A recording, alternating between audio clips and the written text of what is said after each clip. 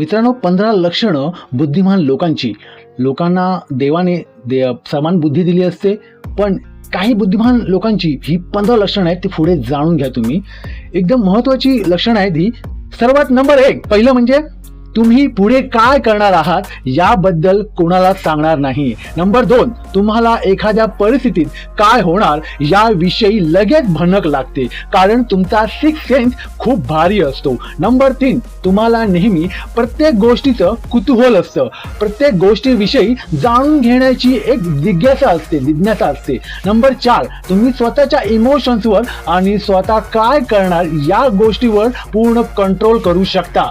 Number 5, तुम्ही जितकं बोलता त्यापेक्षा जास्त समोरच्याचं ऐकता. नंबर 6, तुमचा सेन्स ऑफ ह्युमर खूप चांगला आहे आणि तुम्हाला नेहमी हसत खेळत राहायला खूप आवडतं. नंबर 7, तुम्ही कधीच कुणाविषयी अफवा पसरवत नाही. एखाद्याने तुम्हाला कोणतं गुपित जरी सांगितलं ना तरी ते तुमच्या सोबत सेफ असतं. नंबर 8, तुम्हाला साध्या सुध्या गोष्टींपेक्षा कॉम्प्लिकेटेड गोष्टींना शिकण्यात खूप इंटरेस्ट असतो.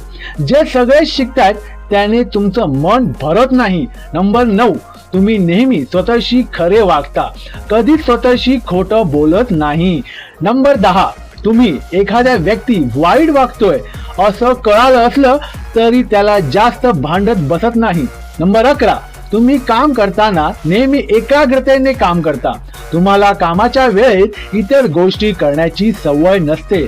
नंबर 12, तुम्हाला कधी कोणाची मदत जरी हवी असली तरी ती मदत मागण्यात तुम्हाला कमीपणा जाणवत नाही.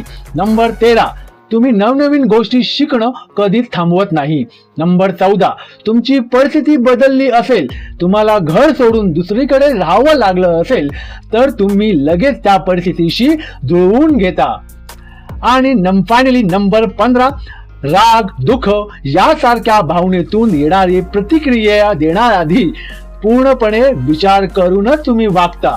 रागाच्या भरात किंवा कोणत्याही गोष्टीने प्रवृत्त होऊन लगेचच तुम्ही रिॲक्ट होत नाही.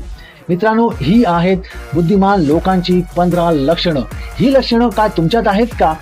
ही लक्षणं जर तुमच्यात असतील तर तुम्ही बुद्धिमान लोकांमध्ये मोडता. मित्रांनो, अशाच महत्त्वाच्या व्हिडिओसाठी, महत्त्वाच्या इन्फॉर्मेशनसाठी माझ्या चॅनलला तुम्ही सबस्क्राईब करा, त्या व्हिडिओला लाईक करा.